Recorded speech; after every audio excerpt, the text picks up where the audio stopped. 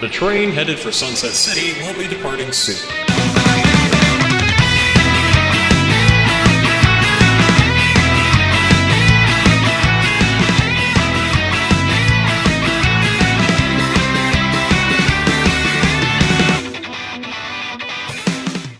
Hey there, everyone, and welcome back to Sunset City, a Sonic podcast for the modern and classic age. Over here, we have not Channel Pup. I regret to inform you all that he is drifted off into space. He just kind of started floating up there one day, and he hasn't come back down. We might get him back. Probably landed like France or some shit, knowing that guy. Anyway, over on his side, we have the green sicky boy. You know, what actually happened was it took 3 months, but I finally convinced him to say his name backwards, and he's back to his mystical place known as the UK. Or actually France right now. Never mind. I forgot about that part. Yeah. Anyway, some imaginary world that doesn't actually exist.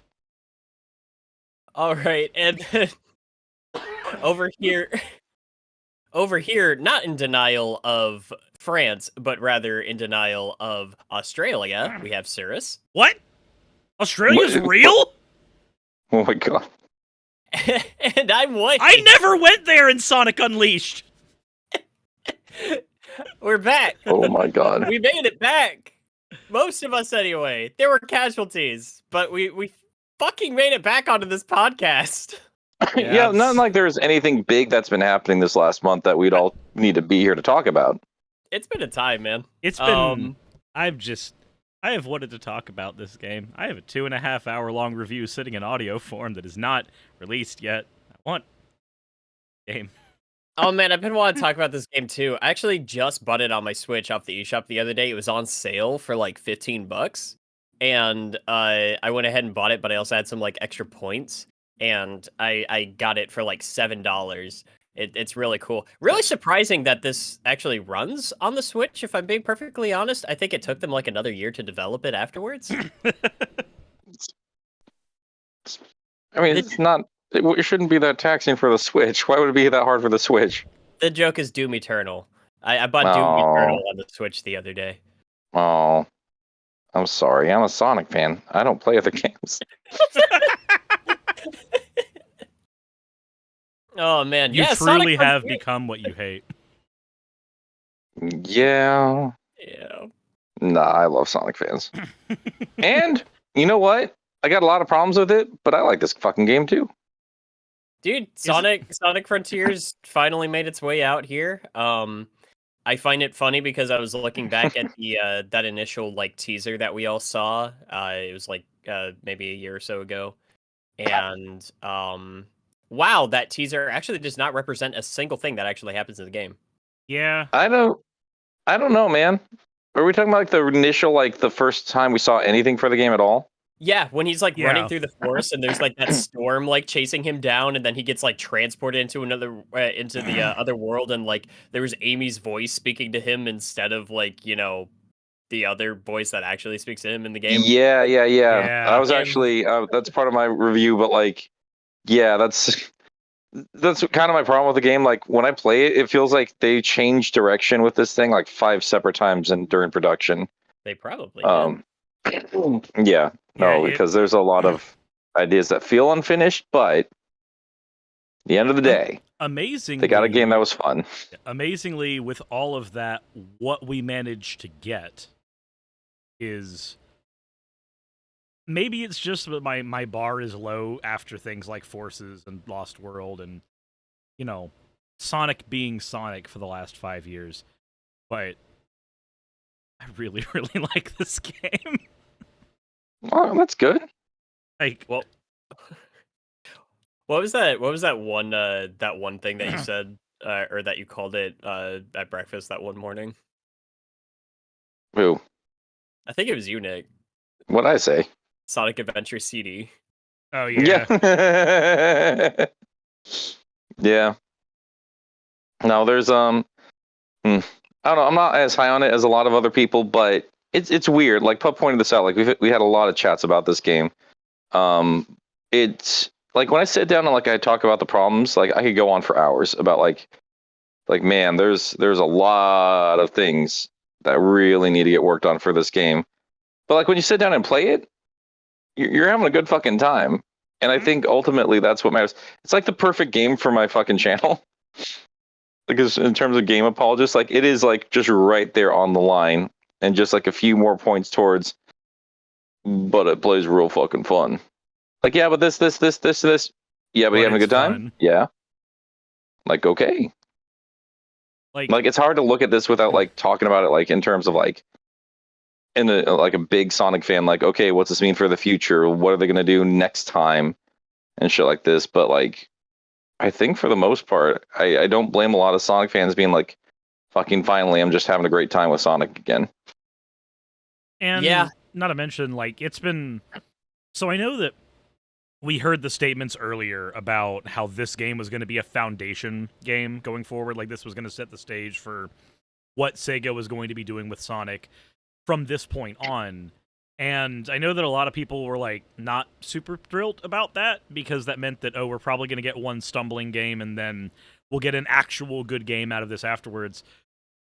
I'm actually more excited about that news now.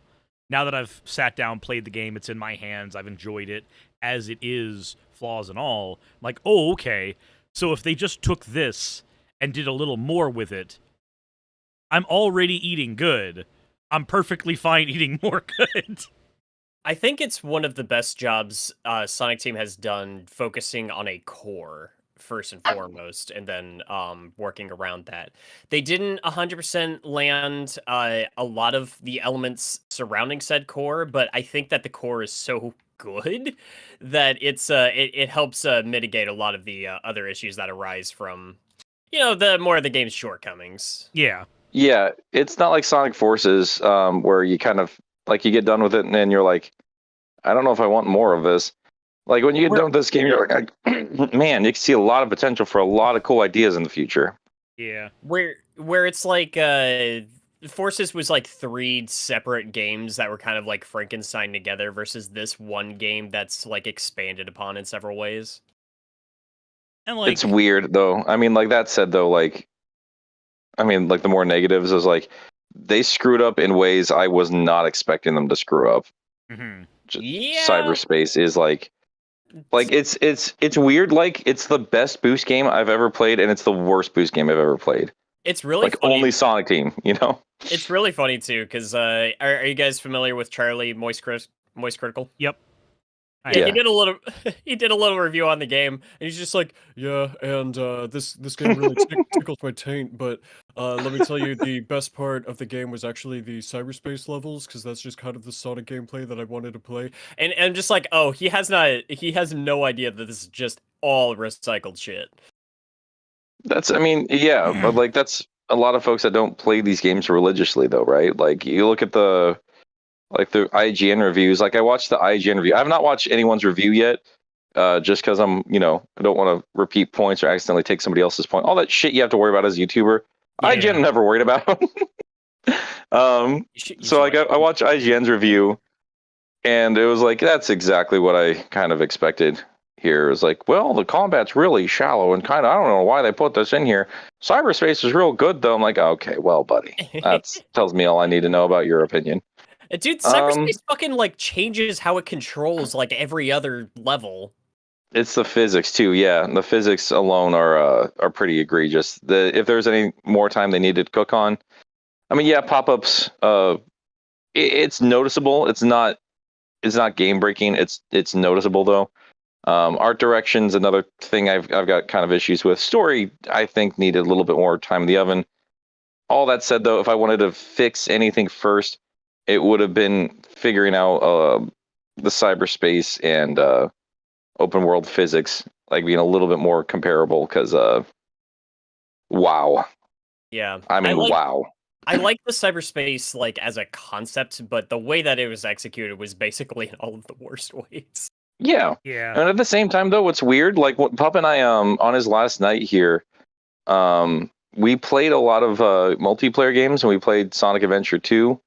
And I was having a pretty miserable time at first until he told me to sit the fuck back down. Let's play some more, and then I had a better time. But it really kind of goes to show, like, there have been actually some pretty decent improvements in terms of like basic gameplay. Because like a lot of the 2-player levels we were playing together were just like, this is kind of squirrely. This is a little more squirrely than I remember it being. Mm-hmm. And we have direct comparisons now because they use so many of the layouts from the adventure games in here. And while cyberspace is not perfect, there was still like a lot of stuff where I was like, they kind of tighten things up where it makes a little bit more sense now in context, because like these very linear level designs from Adventure 2 that require, like Skyrail specifically, or Rail, whatever the fuck it's called. I can't keep track of all anymore. It's Skyrail. But like the not Generations. God damn, there's so many Sonic games. The Frontiers map is a little bit broader. Like you have a little bit more space to kind of do your thing, as opposed to Skyrail, where I was just getting knocked off by every little simple thing that went wrong, and suddenly I'm just in a pit and dead. And the controls are just a bit tighter. Physics are kind of shit in Frontiers in terms of cyberspace, but I don't know. It was just a little bit easier to pull off some very basic stuff. So I don't know. It's a little bit of give and take. And I don't know. I'm very confused about cyberspace. For me, the entire thing feels like we gave up. We gave up a lot of momentum stuff, but we gave that up for tightness, if that makes sense. Like the controls are very, very tight, which means that we can do precision stuff. Like I noticed that I was able to do precision stuff both in cyberspace and the open world way easier in this game than in a lot of other Sonic games. But it's harder for me to do really flashy stuff. But simpler stuff is way easier to do now. I don't mess up trying to fall down on a rail. Yeah. What's weird though is like the open world stuff. I'm still trying to. This is why I'm taking so long on my review on it, because like I'm on like my third outline for it here. The physics are a very interesting beast for me, because like you play a lot of those Sonic fan games, and yeah, like I'm the first to tell you, like I miss momentum based stuff for Sonic, but like also I'll be the first to tell you, yeah, but like they did kind of rob a lot of that just in Sonic 2 when they brought in the spin dash. Like you don't actually have to earn a whole lot of your momentum anymore. Then you play a lot of the 3D fan games, and you can kind of understand why the boost games are as tight as they are, because like one little thing and you could just get rocketed off somewhere and you don't have real control over what you're doing. Yeah. At the same time though, like when you play like the open world versus cyberspace, like a lot of the cyberspace to me was a little bit too railroaded. And like if you ever dared once to like get creative on any of those paths, it would just, the game didn't know what to do, you know? So I don't know. I still feel like we're finding that balance there between the tightness and control and smoothness that comes with the boost era stuff versus the creativity that was allotted with like, at least I'm thinking of Adventure 1. I don't know about Adventure 2 as much, but like you could get pretty fucking creative with that big floaty jump and just how you could rocket off like the side of like a mountain to, kill a little bit more of your time for like the, not the A ranks. What are they called? Third emblems? I don't remember. Yeah, because the third go through is the time trial, right? Right. Yeah. And you have to break those fucking levels to get those times. So I did notice. I don't know. There's a bit of that. Sorry, go ahead. There's some funny. So like I've been watching some of the speedruns of the cyberspace levels, and I've noticed that like the ways that we're used to conventionally breaking Sonic's physics, those ways do not work in this game, but the game is not bereft of ways to break its physicality, I've noticed. Sure. Because like it started with watching the speed run of 1-2, because that was where like everybody was running into issues in the beginning, and like now a lot more people are coming around to that level specifically. But when I was watching the speed runs of that, and I was watching that like the whoever happens to be speedrunning that level, they tend to be like getting Sonic to the edge of architecture and then boosting off the edge of architecture, and that's maintaining momentum in a way that regularly jumping, because the jump arc is farked in this game. Like the jump arc is not maintaining that, but boosting off of architecture is allowing them to maintain their speed for a functional jump in quotation marks. And then like watching some of the ways people have broken the open world, watching the 5-minute run for Kronos Island, if you have not seen that, it's very interesting the ways people are manipulating the physics in this game to get around. Because, like, in Kronos Island, the Titan's just there, right? It's just standing in one location, waiting for you to get to it. Right after you finish the first cyberspace level, after you get the Psyloop, you can make it to the Titan. There's a... oh, no shit. Yeah, there's when you get into your first like combat thing with enemies, there's a way you literally can like ramp yourself off of them and launch yourself in the air and then just land right next to Giganto and then just start the Titan fight. And I'm like, "Oh, this game has all of the physics breaking stuff that we're used to in Sonic games, but the ways that we're used to breaking Sonic's physics simply do not work." But the game isn't without that. So just like between watching the cyberspace runs and between watching some of the speedrunning stuff for the actual main game in the open zone, I've come around to the physics more. I really enjoyed how it played in the beginning, and then like the more I played with it, especially when you get to the 4th and 5th islands, the game does start to feel a lot more squirrely. It starts to feel a lot more but after watching all the stuff, you can tell where the development went in this game. Yeah, you can tell where the budget ran out. Yep. Yeah, I remember the cutscene where I was just like, "Oh." Yeah. Yeah. Yeah. You know, watching people far better at this game than me bend it backwards and do the things in it that I'm used to doing with the adventure games, because I've spent so much time with those games growing up, you just end up figuring out ways to maneuver around them. So watching the development of the speedrunning strats for this game, it's made me hopeful, because it means that we have an engine here that we can basically Metroid. We can do a lot of sequence breaking with this engine as it sits, and that makes me really happy. I like Metroid. I know I you do. should better... Oh, sorry, go ahead, Wayne. Or unless you're just going to be complimenting Metroid. No, that's just me complimenting Metroid. I do want to say though, it probably is worth saying. I don't think today we're planning on going into too much detail. Like, I don't think we're going to be getting into spoilers. No, I want to wait till we've got everybody here. We can do a big old spoiler cast. So we are going to be keeping things kind of vague. That said, like, you know, cyberspace, everybody's just kind of seen that. That was, I think, one of the first things that everybody started latching onto when promo material was coming out, with good reason. Yeah.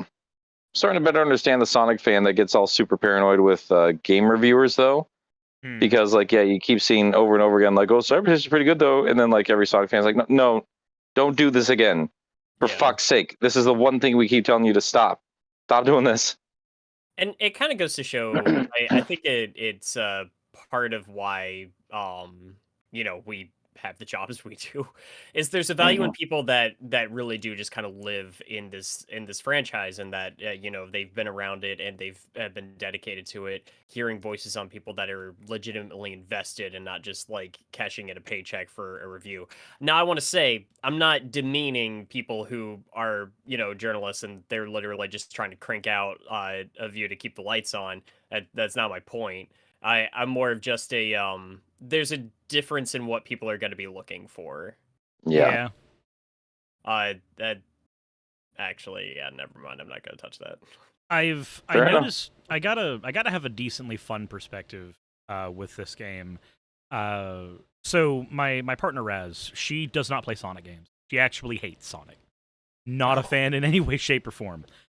However, she has been having a blast with Frontiers. Which is... It's a fun fucking game, man. Yeah, which is like, it's one of those things that, like, it's... The thing that we've said a bunch of times on this show is, like, which Sonic games, like, which 3D Sonic games can you recommend to somebody without a caveat? Without a, like, oh, well, before you go in, just know this came out at this time, so these things were a thing. Before you go in, just know development was halted here. This is one of those times where, like, just plopping the game in somebody's lap and going, yeah, go have a fun time. It actually works. No, I've got a few caveats, but I feel you. I mean, the only caveats I can have, the only caveats I would legitimately give to somebody with this game are, if you don't like something, the game gives you ways to skip it, and Maybe a few too many. yeah, but Wayne, don't you love fishing? I fucking love that mini game. It is broken. It is is broken hard. as shit. It is Powerful. broken completely. They really need to tone that shit down because it is way too useful. Oh, No, that's my problem with this director and every one of his fucking Sonic games. It's just this lack of confidence in the main core way of playing the fucking video game. So don't worry, you don't have to do it. Well, what about this thing? Oh, don't worry, you don't have to do it. You can just Okay, you don't have to side actually loop. play the game. Yeah, no, Yeah, like show some fucking confidence in the thing you're building. Like that mini game is embarrassing. the I fact, like getting all the fish. Holy shit, though. I enjoy it. I enjoy that it exists, but man, yeah. I think, And everybody uses it by Island 5. Everybody uses it because the That's- numbers are so ridiculous. Yeah, Mhm. well, I also noticed in Island 5, they start making it easier to farm shit. I Yeah. think for players that just want to like get a move on. Not to mention, by Island 5, you probably are maxed out on fishing tokens. Like, Oh, yeah. dude, like You are fully Island 2. maxed out.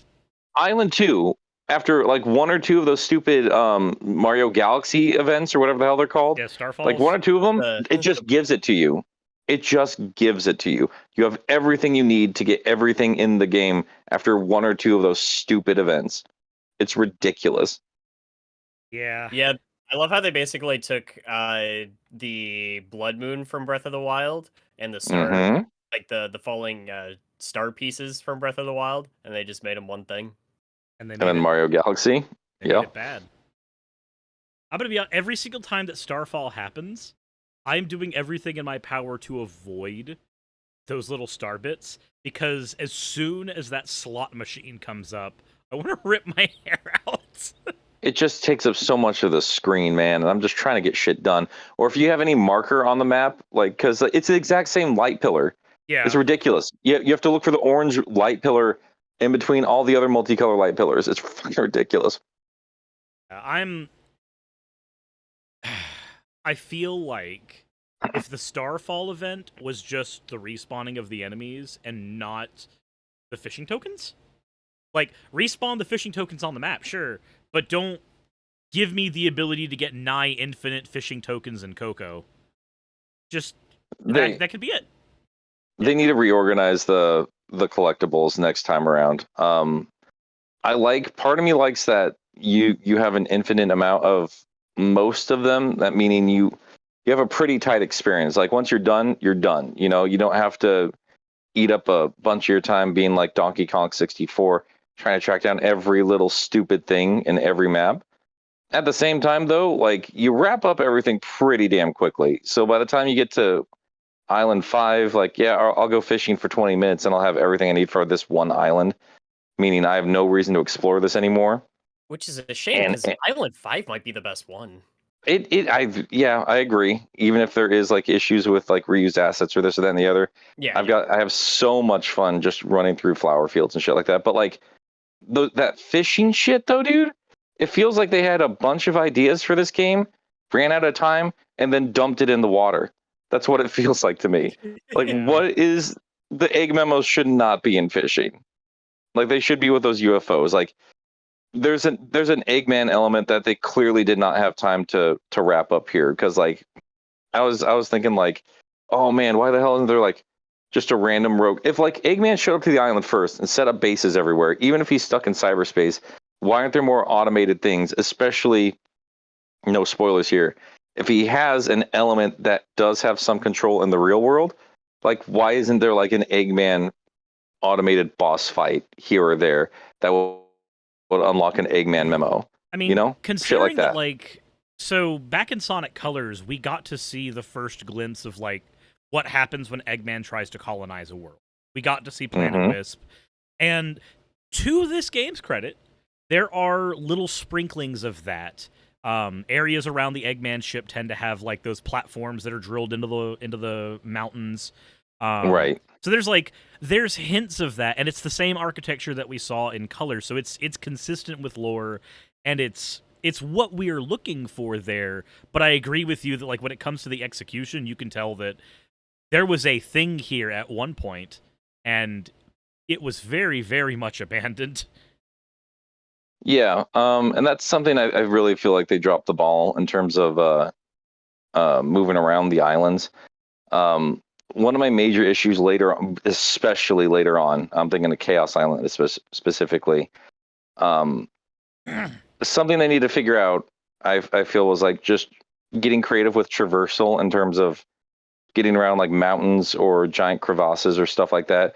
Because most of the time, what it is like you need to find one specific spring on one specific part of the island to get to this one guided rail section, and that'll get you to the one goal you need to get to.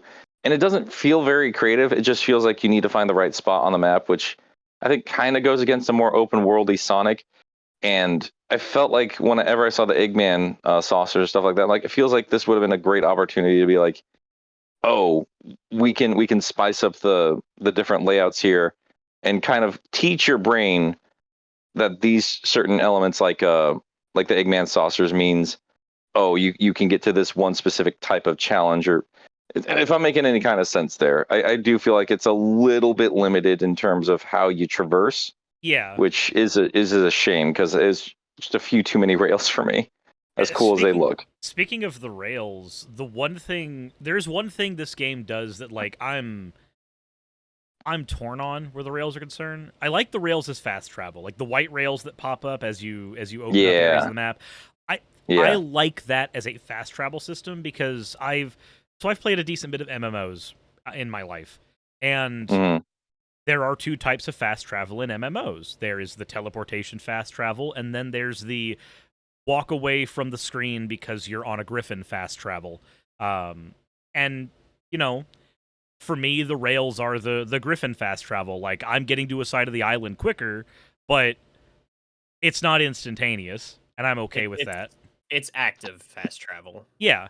And I'm okay with that. Like, I like that here. But there's one thing they did with the rails that I'm really torn on, and it's the fact that you keep momentum when you rocket off of rails, whereas you don't keep it when you jump. And granted, with the jumping thing, I'm starting to realize that means less and less as I learn this game's physics, because I was watching a playthrough of Chaos Island where a guy he positions one of Sonic's feet on a rock, and then he uses the boost, and it immediately shoots him into that, like, the momentum state where you get to do tricks. It immediately shoots him into that state, and I'm like, oh, okay, cool. So now he's just rocketing around the map that way. Yeah, I think it's pretty clear, like, they got assets that were not originally meant for a Sonic game, because, like, if you hit a little bit of the terrain that's a little off, yeah, he goes rocketing off here. I'm like, that doesn't seem like that was intentional. Yeah. And people are using that to speed through these areas. Sure. But the thing that I'm torn out on the rails is that, like, I can tell that it's probably not intentional that momentum is kept when you hop off rails, unlike when you jump regularly, which does give you the ability to shoot around the map a lot easier. My problem, though, is that a lot of the rails, they lock your camera. So, like, unintentionally or not, there is this very interesting method of maneuvering around the world that can be utilized, but half the time you can't tell where you're going because the camera's just like, nope, lock you in place. There was a challenge on Island 1 for unlocking part of the map, and it's the way you're supposed to do it is there's a pillar, and you side loop around the pillar, and it constructs itself upward, and then that allows you to hit the switch at the top. I was dumb and not thinking about the side loop at all because I was just not used to that being in a Sonic game yet. Sure. There's a tower near it. It's one of the towers that has like all the rails around it that you can scale up. It's meant for another timed challenge for a different part of the map. I spent a good 30 minutes on stream scaling up that tower and then just like hopping on the rails around the tower, trying to rocket myself onto the platform so that I could activate the switch. Because I'm like, I don't know how to do this legitimately. I'm just going to break the game in half to do it. That tower specifically is like what I wanted more from with this game, though. Like, it felt like they gave you multiple ways to get up this up one tower, or like little spots on the tower with little rewards and stuff like that. Yeah. It just felt like they put a lot of effort into that, as opposed to like you get to Chaos Island and have more than half the challenges there are just these locked camera 2D side scrolling things that nobody is asking for. Like if I want 2D, just give me another Sonic Mania for God's sakes. You guys aren't good at doing 2D with this kind of Sonic. I feel like the as a thing going forward, and maybe even a thing that they could add into this game retroactively, because we haven't talked about the DLC stuff yet, but No, we haven't. And I was thinking about that, yeah. Yeah. Yeah. But if there's one thing that I would have enjoyed a lot on Chaos Island, it would have been a button that can take you out of 2D mode and force you into 3D. Like, if you are stuck in 2D mode, you're in 2D mode, but if you move the camera around, that should unlock you out of it. Personal opinion. Because, like, a thing that I was liking on Chaos Island was when I would find a 2D section, and if you approach a 2D section from anything that is not the beginning of it, or the spring or rail or whatever leads into it, it never flips to 2D. It just stays in 3D. And some of those challenges are much more fun to do when you're in 3D, having to navigate it Mario 64 style. Yeah. So, like, I would have appreciated being able to just, like, turn the 2D camera off when I'm stuck in one of those areas. Not just because some of those challenges are more fun when you do that, but also because with, specifically in Chaos Island, some of those 2D sections are decently long, and I don't want to be in them when I'm stuck in them. I want to leave.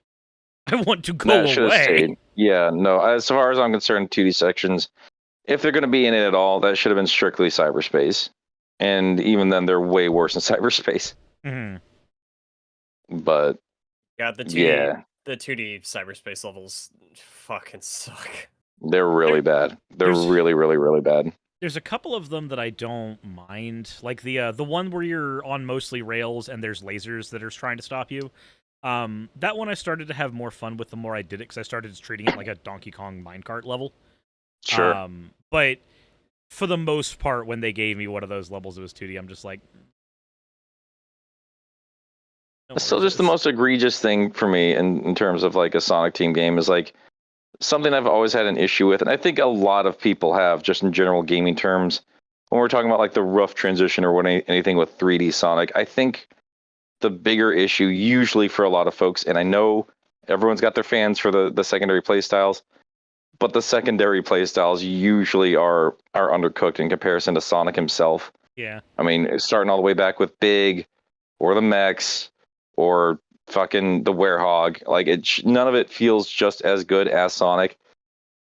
And we got to this point now where even when it's just Sonic by himself, they have managed to fuck up the exact same style of gameplay in the game itself, which is mind-boggling to me. I don't understand how they did it, and it just feels like, again, best boost has ever been, worst boost has ever been at the same time. Only Sonic Team, I swear to God. Yeah.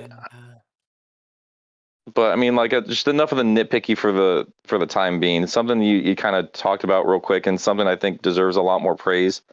Psyloop and a lot of the new mechanics in general, I've been quite surprised with. I've had a lot of fun with a lot of the new mechanics here. Oh yeah. How do you guys feel about all that? I really like the side loop. I think, again, a little broken. It's a little too easy to take advantage of that to like maximize your ring count. Yep. I do think it's adorable that you can make a little infinite symbol and give yourself like unlimited boost for a little bit. Yeah. Oh yeah, I do that all the time. Yeah. Yeah. Every single time you're about to fight a squid, just Yep. go infinite boost. Go okay. Now we're doing it. Yeah. I especially like that. I found, when you side loop around an enemy and then it has like a little automated attack, and I was shown on Twitter that there are other places in the game where I didn't think you could do that, and you can, and it creates a very special outcome in those circumstances. It's very cool. What do you mean by that? You can try side looping during boss battles. Like the big boss battles, or like the ones for the portal keys? Try as Supersonic, looping the Titans. It has completely like optional attack patterns just centered around that shit. Oh, like with the third boss. With the spears. Yes. Okay. Yeah. Okay. Yeah, I know what you're talking about now. Okay. Cool. Yeah. No, I did not. I have not side looped a single boss, but I have watched one video where somebody did that and went, "Oh." Yeah, I did. There's one boss, and I can't talk about it right now, but there is one single boss in this game. I was like, look, if I was going to side loop anybody, I wanted to be that one. And then it's just like, oh no, we're gonna do this instead. We'll talk about it during the spoiler cast. Yeah, we'll talk about it during the spoiler cast. I know what you're talking about though. Yeah. I will say, I guess we could talk about the boss battles real quick. So I think it's almost been a unanimous feeling from most people that the boss battles in this game are some of the best we've ever had. In terms of like just I have a problem with them. Is it that they're too easy? It's that they're too easy. I think the ability to max out your ring count before you walk into the boss fight is my biggest problem. I think. Oh, see, I never even bothered with that because you can sleep through those fights, like even without a huge ring count. Oh yeah, they are all spectacle and no challenge. I love them, but they take no skill whatsoever. Yeah, they almost got creative with it though. The second boss fight, you have a lot of opportunities to get hit and lose a bit of your rings, and you can't go back down and just get your inventory back up. That I thought was like, that is a good way to handle that. Wait, the second one? Yeah, because you're stuck in the air for most of that first part of the fight. Like you can't just get back down there to side loop on the ground unless you can side loop on the boss itself. But there's plenty of rings in the air though, and you collect them automatically. Oh, that's true. Yeah. I don't know. I feel like there could have been a better balance there, especially if they're gonna have a hard mode that's not actually hard. Yeah, my biggest thing is like there's my two issues with the bosses. One, I think we should have been locked. Like when you go into the boss fight, you should either have 50 or 100 rings. You should not have however many you bring into the fight, because otherwise it's just doing the entire fight on invincible mode to me. I can already tell you that you cannot win the first fight on 50 rings. Because I didn't know I was going to get locked into whatever I had when I first played that. Mm-hmm. So, and if you've failed any of those, like Sonic deals with some brutal fucking deaths. Yeah, it's pretty fucking rad. I think that not to spoil too much. The first, so I don't know. I think I'm gonna when I go through my second playthrough of the game, I'm gonna do Giganto, and I'm gonna do it. And just count how many rings I have. Because if you don't have enough rings, it starts you out at 100 when you go through. And I know that I was able to get through phase 1 on about 15 rings when I was doing my playthrough. If you know what you're doing for that first fight, I imagine you can get it done without too much issue on 100 rings. I was still figuring out what I was doing, so I got through most of it, but then ended up croaking. Yeah, if you're still learning, then I can understand that. That fight's much harder when you're still learning. But that kind of brings me to the other thing that like, and this is not just a boss specific thing, but it rears its ugly head worse with the bosses than it does anywhere else in the game. The person who programmed the parry in this game, I want to strangle. We need to calm down with the physical harm jokes, man. So, like it's just a little weird. But Nick, he could just parry it. I do have a question about the parry.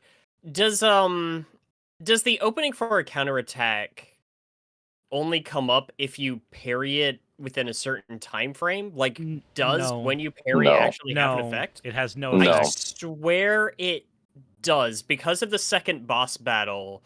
There is there's like a little event that can happen after you parry, but I swear it only showed up when I parried closer to when he actually attacked. Well, I mean, like if you have to treat it like a cryptid, man, like they need to do a better job in general with the parry. Like I don't know Yeah. what else to tell you there. I can tell you, like, as a huge fan of like Revengeance, for example, that getting a good parry system down is amazing, and um, that it just feels so good when you actually start like getting down a solid the solid timing and everything for that. When you're just holding it down and waiting for the attack to come to you, it's kind of annoying. It feels like that's like that should have been like what we're if we're gonna have like different difficulties. Like I don't actually know what's different, and I feel like that should have been like baby mode, right? Like you can just hold this down indefinitely, but like I don't understand why it didn't like up its game in terms of that because the parry is embarrassing, man. It is so easy. It's yeah. Yeah. Something kids game, dude. Make a hard mode where it's contact parry only, and you have to do it like on time. Easy mode is where you hold it Like- down. Kids play Smash Brothers; they can parry. Yeah. Parry this, you fucking casual. It's like between the Bayonetta games and even like more visceral, less like intentional parry mechanics. Like if you ever played Resident Evil 4, the feeling of just shooting projectiles out of the air before they make it to you, stuff like that. When you get to execute stuff like that, it feels really, really good. But it only feels good because that's not something that like. It's something that requires a lot of skill to do. It requires brain power to do it. And I like parry systems that have like a medium and then a perfect parry, where like there's a parry you can get by just parrying the attack normally, but if you do it frame perfect, then you get, extra damage or a boost to your abilities or something like that. That way it gives you that wiggle room between people who just want to get through the game to play it and people who are wanting to devote the time to like mastering the Devil May Cry combat system. So I don't know. I would have to your liked, fucking mechanics, Sega. Jesus Christ. yeah, like because in the promotional stuff when we saw the parry, it looked fantastic, and when you're just watching somebody play the game, the parry looks fantastic. The problem is when you're playing the game and you're doing the parry. Yeah. Right. The Hold minute you down do to that. Hold down to parry is the terrible idea. Yeah. And nobody should ever do that again. I think I'm just playing keeping through it, Ray Island right now. It's just. I'm sorry. Keep going. I think like what Nick said, having the hold down to parry in easy mode, I'd be okay with. And then like making it to where normal and hard modes do not have that, I would be okay with. Yeah. Yeah. Yeah, not a fan of the parry. I also think like did anybody else find the button configuration for some of the attacks kind of weird? Like it was kind of hard to remember what did what, and sometimes what you're trying to do just doesn't happen. Yeah. Yeah, like I noticed that with like specifically I'm thinking of the attack that you have to use against like the big grape enemy, the L trigger that just shoots constantly and forever. Like it worked when I first unlocked it, and then I noticed like after I was done with Island 1 and I started unlocking more combos, I just couldn't activate it. And I don't know if that was just me or not. That sounds like we had a common issue, because I had sometimes where certain attacks just wouldn't want to trigger based off of what I was pressing, and that's irritating. Yeah. Yeah. My biggest issue with the extra attacks is when they gave you the attacks that were like, hey, hit the left bumper and then also hit this button and then you'll get a special attack. Like all of those type of attacks, I felt like I would either activate accidentally or they would never activate at all and I would just get the dodge roll. And yeah, it's just I will say though, nitpicking aside on that, on some of the attacks that are just hard to execute correctly because the game just doesn't want to give them to you, I really do like the combat in this game a lot. I'm not gonna lie. It might just be because I'm happy to have something that's different than just homing attack combat, and liked Sonic Battle growing up, so I like seeing things like Sonic being able to fire Sonic Boom again in a different game that's not a fighting game. So, like, maybe it's that, but at the same time, when I'm not fighting enemies that turn themselves into car tires to stop me from hitting them, I am enjoying this combat. I don't blame you for that. I know it's weird that a lot of reviewers are just really ripping into that and calling it unnecessary. Like, it needs a lot of work. I still think it needs a whole bunch of work, especially if you just got done playing the likes of Bayonetta and shit like that. Like, there's a lot there you can do better, but like the fact that Sonic can very easily transition with shit that's tried and true, like with the boosting and homing attacks and shit like that, and it just feels natural. Like, that's something to celebrate. It feels like Sonic combat, which I think is the best part about it. Like, that's one of those things where I was like a lot of these new ideas where I was like, I didn't know if I was expecting this to get pulled off, but they pulled it off, and there's like a good variety depending on who you're fighting too. Like, each new mini boss, like, I know a lot of them can be a little bit tedious, especially near the end when you're kind of locked into some of them. But like, a lot of them really require you to do things a little bit differently each and every time. And some are better than others, but the fact is the variety's there, and I think that's amazing. Well, I even noticed on like some of the earlier islands where it's like they have a system there where some attacks are just catered towards taking certain enemies out faster. The thing where you can like kick really fast to like have the little projectile move. Those enemies with the spheres around them in the opening island? Yeah, the grapes. Yeah, the grapes. Yeah. Oh, sorry, did we tackle that already then? Well, shit. Okay. Grapes. Oh.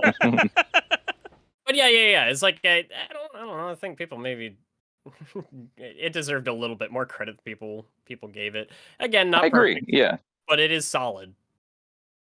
You could see a lot of those ideas just kind of fell to the wayside near the second half of the game. But like, you could tell, like, this is a very much a Green Hill Zone situation. There was a lot of effort put into, I'd say, Island 1 especially. Island 2 definitely got a lot of love as well. But you could see in terms of what they were going for in terms of like the combat tree and movement and everything else, like what they were trying for. When you have a clear difference between how hard just a regular enemy is before and after you unlock a move, like, it really helped you expand how you tackle just every single challenge in this game. And it just fell a little bit short in the back half of the game. And I don't know, it just felt like they wanted to do a lot more than they had the time for. So I think a lot of that. Yeah, I'm more positive than not, I'd want to say, with all the combat. I think a lot of that can be felt in the skill tree too, because you can max out that skill tree by Island 2, and it's like this is a thing. Like, as I was watching Raz play the game, she maxed out the skill tree before she finished Island 2, and she's been enjoying the combat. And I'm just sitting there like, okay, so I enjoy the combat even after finishing up the skill tree, but I hate getting experience points I can't do anything with. So now I'm gonna have to see, like, okay, how is somebody who plays more games like Bayonetta and God of War, but doesn't really like Sonic stuff, how are they going to react to this? So that's a thing that I'm gonna be having fun figuring out there. Because for me, I just started avoiding combat in the back half because that like tactile reward for beating enemies just disappeared. And it didn't get converted into anything. It wasn't like, oh, now that you have maximum experience, enemies drop rings. Or now that you have maximum experience, enemies drop more memory tokens. Or they're more likely to drop portal gears. Or even big fishing tokens. And moving them out of the Starfall event, I would have been okay with.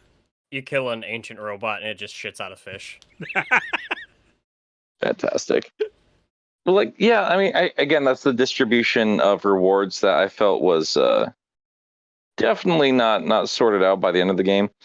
And another thing I keep looking at, I'm playing Ray Island right now because I've been thinking about it. Pup pointed something out to me that I didn't realize until he pointed out to me. But I was playing through Kronos Island again, just on a new save, because like the one achievement I didn't get in my first playthrough was activating the Phantom Rush 50 times, which I think is telling in terms of like how easy this platinum is. But I noticed on the side of the mountains, I was like, I can't get over there. What is that? Like, it looks like they have like a runnable wall and like this halfway underground water city. And like, what the fuck is all this? It's like, dude, that's Ray Island. You can just see it from there. I'm like, oh, what? No shit. Yeah. And I was like, okay. So I went back to Ray Island, and all I remembered was the towers. But like, I'm running through it right now, and like, there's like so much potential here for like proper challenges. There's a bunch of walls on the side of like some of these mountains and stuff like that are just like, you can just run along the side here. And I'm like, this is the kind of shit I was kind of hoping to see from the game, like more cooked in shit. And it's just sitting here unused, which is like, very weird. I can't quite remember all the islands' names, but the second one, I love sure. And I love the little like floating ruins and stuff that you can like run through, where it feels like a real little obstacle course. Oh, the ones that are like hanging off the cliffside and rotating. Oh, yeah, the actual fucking landmarks, man. Yeah, they're so cool. And then you can go underground, and there's fucking temples. There's temples in the game, so it's That's kind of where I was let down, though, right? Like, because like Island 2 is like, oh, we're building up to more alien-like structures, because like a lot of the stuff is just shapes to me, and it's not anything interesting. But it was like Island 2, I was like, oh, we're moving away more from. Oh, I got burpee. Sorry. We're moving away from the clear Zelda inspiration, and we're getting into something a little bit more alien. And this is getting really cool. And then you get done with Ares Island, you get to Chaos, and it's like, well, never mind, I guess. Fuck. This is the minorest of spoilers for a thing that happens, because we're talking about the architecture of the areas. Mm-hmm. There's a voice cue thing that happens that really kind of bothers me. Early in the game, Sonic says something to one character about, I was searching the villages and didn't find X thing. And then later in the game, he talks with a different character about how there are no villages, and he doesn't understand how the ancients lived and survived. And then he's fed something about, like, they had a hard time adapting to the climate or something. But it's like, Sonic, are there villages here, or are there not? Because I don't see any. So I would assume they're not. Because there were some like house structures that he even like. It does one thing that kind of bugs me in the game, where you get too close to like a landmark or something, and the game decides to take control away from you, where he just stand perfectly still and comment on it. Yeah, and I'm just like, just say that shit while you're moving, man. That's something I have not run into. Like, I feel like I've heard that's being really inconsistent. Like, where he's going to comment on something. I don't remember him actually just flat out fucking stopping. That's really weird. I got that a lot of times. He stopped for both me and Raz on our playthroughs. Yeah, because like when really he's weird. Like, hey, wow, these remind me of the Mystic Ruins, and then he just like has to stop and stare at the waterfalls. Yeah.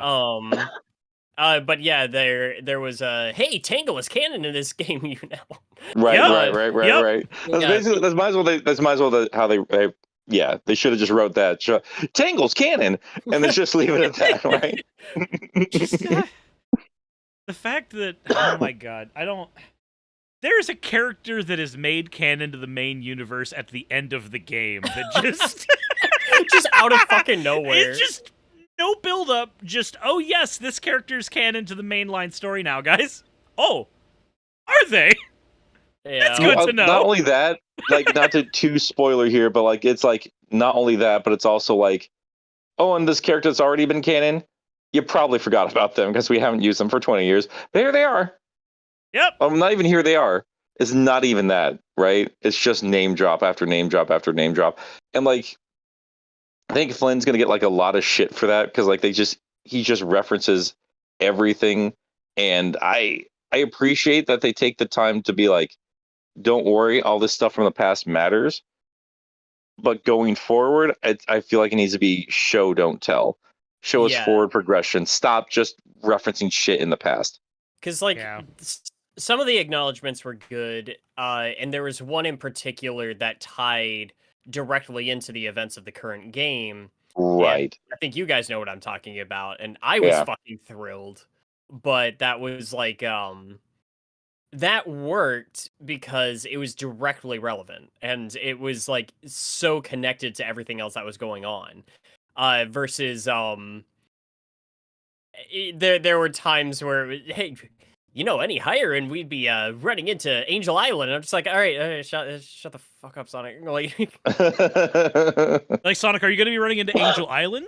Or are you going to be running into the Babylon Rogues? Or are you going to be running into Lost Hex? Or literally any of the other thousands of floating architectures that exist in this world? yeah. No, I'm equally split on the callbacks. I'm glad they are here because, again, if we're going to treat this as a foundational game for stuff going forward, having those callbacks as a way to just remind everybody that, like, hey, the past happened and the past mattered, and it's going to be relevant for things going forward, as shown by, not to spoil things again, but this is as close to an Adventure 3 as we're going to get for a long time in terms of the type of story that we got. Don't know about that. Oh, I think we're getting another game with like adventure in the title, honestly. Yeah, I mean, again, goddamn, I wish Pup was here today. And I think it Like, might be the next one. yeah, no, me and Pup were talking about this. I was like, look, man, like, Shadow's showing up in 2024. They're doing this shit now. Like, they're doing something. And They're out of their minds if they don't remake the first game, or if they don't do Adventure 3, they're gonna do something in 2024. And all I'm saying is that there are some if you even want to continue with like this storyline and kind of do a sequel to it, there's plenty of opportunity to take this shit to space. Well, and it would work. To be fair, we do know we are getting more story for this game specifically.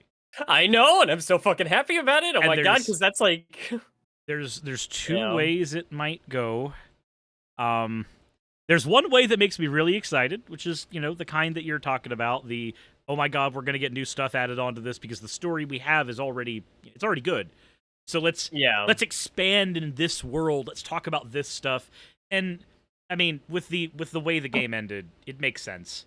That is not the ending the game was supposed to have. No, it's not. No. There is no way. And it makes me so sad because it's like you get a feel for like where things are headed and the level of scope that they're building up, and they don't get to do that.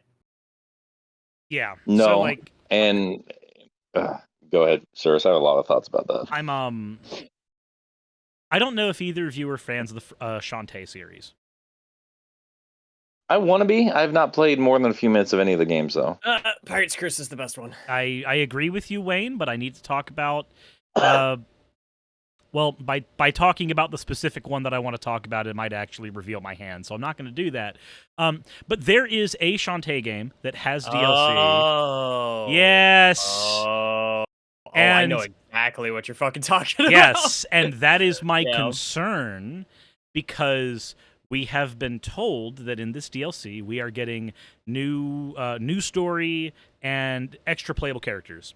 And if they go the way I want them to go, then it will be taking this story forward, and we get to do more stuff with it, and I'm super happy about that. If they do what Shantae did with the same thing, I will be very disappointed. It worked in Shantae, but I don't want it here right now. I think I would have been more open to it if it existed in the game proper versus adding it in retroactively. I had a very similar issue with Kingdom Hearts 3 and how it handled its DLC. Even as somebody who liked that game more than most, the Keyblade War towards the end of that game, I don't think quite matched what it was supposed to be either. And the DLC takes a thing that you already had to do twice in the main game for some reason and says, let's do it a third time. This time, you just get to choose different characters to play as. Yeah, I'm hoping we don't get a scenario like that, because I want a new. I don't even want a different final boss. I just want another final boss. Yeah. Like I want to add to that. I want a new encounter. I think that there's a lot open here where they could they could do a 3 and Knuckles thing. Yeah. And like and just like add to what's already there. I don't want it to them to retcon anything that's already there. I don't want them to like go back and change like how things went. Was I satisfied with the ending 100%? Not really, but I would rather you roll with it and build off of that than try to like backpedal. So it's like it's hard to talk about this without going into too much detail. Yeah, I think we should just let's just kind of put that to bed for this Yeah. week. We I mean we all have our own videos we're going to be doing on it, and we'll have Pup back to really dive into it on a spoiler cast at some point. But like, yeah, let's just get into the announcement of the DLC in general. I think it's kind of cool. I think I'm really excited about it. It's a glow up from Forces. It really is. It's free DLC. It's a lot of stuff. A lot of it makes me really excited, and it's like a boss rush specifically, I think was in there. In like listed in the DLC, or at least new challenges and shit. It said new challenges, and it showed us a Titan fight, which means we're gonna keep. I mean, that's one thing like we're all talking about, right? Sorry, go ahead, Wayne. I want a boss rush because like fuck those Titan fights are cool. Well, they're easy, but like how cool would it be like if you had like just one set of rings, like the 90, like you can get up to 99 or 999 rings, and you have to roll through all of them with just that. Ooh, that would be cool. I would like that if it was like, I don't know, less than that many rings. Just do it like 100 ring challenge or something. But yeah, like I do want. I'm talking about the same counter. Like you have to go to one, next one, and like the goal like is to survive the first one. But I'd imagine a lot of speedrunners would be like, "This is how many rings I had left by the time I got done with these guys," kind of a thing, you know. Like that'd be cool. That'd be fucking cool. And that'd be a rad leaderboard thing. Like I know that a lot of the modding community are getting thrilled that we're getting the camera mode, because the ability to go into a camera mode for taking pictures of Sonic and the scenery, apparently, and I don't know that much about how you break a game via modding, but people that I've been seeing talk about it, they're like, oh no, if we have access to this tool, it makes breaking the game's geometry super easy now. Like People something about having that tool is helpful. I feel like people can also just like say that shit. Like people just fucking say shit about like what a feature does and doesn't do to a game just to justify it being or not being there. So I would agree with you. However, the person I'm referring to has a history of actually coming through with like camera mods and stuff for Sonic games. It doesn't sound like they're trying to flex. It just sounds like they're saying like the seemingly arbitrary thing actually helps out modders quite a bit for this and this and this reason, which I just think is interesting. I don't think they're trying to flex. Okay, I can never tell anymore because I thought you were just talking about randos on Twitter or something. No, this wasn't random. This is a friend of mine who does this stuff. So it's like, okay, cool. Like getting that means that your job gets easier, and that's nice. Yeah, and the modding community has already been like it's been fun. I need to get the PC version just to take advantage of that shit. I like Gangnam Style Giganto. You would, man. Yeah, dude. The fact that the game actually programs the vibrations of the level to be in tune with like how hard he actually steps down on the ground. Like, that's a thing that the game just does. So when you make the Titans dance like that, the entire level starts just gyrating. That's amazing. That's absolutely amazing.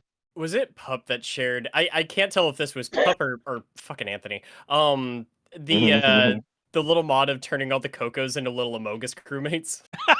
I did not see that. God damn it, I didn't either. Yeah, I think it might have been Pup, but it's also if I'm thinking of Among Us. That's a very Anthony thing to do. Yeah. I think the first thing I did was send to the group chat like side looping an Amogus. That one was Anthony. Yeah. All you fuckers. Oh my god. But like the DLC, I don't know, I was a little bit torn on it when I first saw it, but like our dear friend Stevie pointed out in my Discord server because she's worked on games before, and she did kind of help give perspective from the other side of things. I was like, oh yeah, that does actually make sense. Because like some of the folks in there were talking about, like, I kind of wish the game had been finished before they did this or anything. And she pointed out, like, well, the way game dev works nowadays usually is like you kind of have to prioritize what you can do. Like, you still got the finished game, but some stuff just gets left on the editing room floor, because that's just how it goes with any multimedia project nowadays, right? And so they sometimes prioritized what they could and then got it out the door. And if they were allowed to after the fact, then we work on shit afterwards. And I'm against kind of piecemealing shit for the sake of piecemealing, which is a big problem for a lot of big companies. But this does feel like they're going back and being like, we still had a lot of great ideas. We're getting the opportunity to do it, and we're giving it to you for free. Like, this is the best. I mean, this is a great compromise as far as I'm concerned, and nothing we were expecting. And that's my thing, is like, because like you were saying, you got to consolidate time, and you got to like delegate what you're putting all of your effort to, and sometimes what you actually can get done changes mid development, sometimes in the late game, and that's just kind of part of it, and it's a business, and it's such a successful and money making industry at this point that you're not going to be seeing as many studios that are just like throwing more and more money towards projects, even for Sonic. Although I gotta say that I felt, when I saw that announcement, I felt like a little shift in the wind, where I was just like, this felt like Sega handling Sonic Frontiers kind of like they do every Sonic release, until they saw the way people responded to this one in particular, and then they were like, oh shit, maybe we need to do a little bit more with this one. Because they're starting to see, like, if I know that Sega, they do try to keep their ear to the ground when it comes to fans, because most developers try to do that, at least to some extent. Sega of America does. I don't know about Japan. Fair. But the fact that this is one of this is the best received Sonic game since, not counting Mania specifically, in terms of like, because none of the Sonic fan base does. It's fine. That's cool. No, you go. That's fine. Well, 3D Sonic game. 3D Sonic game specifically. We're talking about our rough transition-y boy, apparently. Yeah. I know, you fucking babies. Just everyone's like, the last decade's been so bad. What about Mania? Oh, it doesn't count. Okay. All right, kids. All right. God. Look, you got to eat good in 2017. Be happy. We about all that. did, you dumb bitches. Enjoy things. For God's sakes. You were saying, Wayne?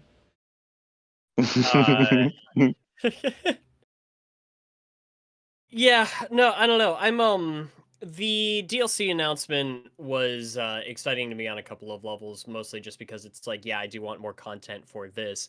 The game is good enough where it's like, I just want to see more stuff built off of this. Yeah. But also, it's just like seeing Sega kind of shift gears, and it kind of felt like, for the first time in a long while, Sega viewing and treating like a Sonic game the way you would expect them to. Yeah, I agree. It's really nice, isn't it? And we keep seeing postings for new jobs and stuff like that. Like, they're really it feels like they're finally building out this franchise. And it's been slow going, and we should expect it to be slow going. This stuff doesn't happen overnight, but it really feels like this year's turning around the way it needs to, which is really nice, because my major concern, and I still had these problems with the Frontiers, is like, Sega is going back to normalizing unfinished products like they did back in the 06 era. And that was, like, say what you want about Lost World or any of those other games, like, they felt finished as far as I was concerned. Like, they felt like there was a budget there, and they put it together, and while the end product's not the most brilliant thing in the world, it's a finished product. And then I looked at Sonic Colors Ultimate, and I looked at Sonic Origins, and then I looked at the End of Frontiers, and I'm like, I don't like this particular brand of Sega anymore. Like, this is a little bit too concerning with them being like, it's good enough, put it out the door. But, like, I'd still say Frontiers prioritized a lot more of what mattered, even if, like, the pop-up's a problem, or like an unfinished, or like clearly unfinished ideas are still left in this game. shit like that. They prioritized where it counted. And looking at this, it's telling me, yeah, we're going in the right direction.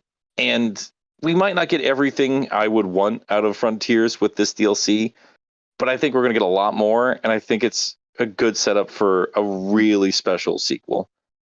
You know what? This is gonna sound weird.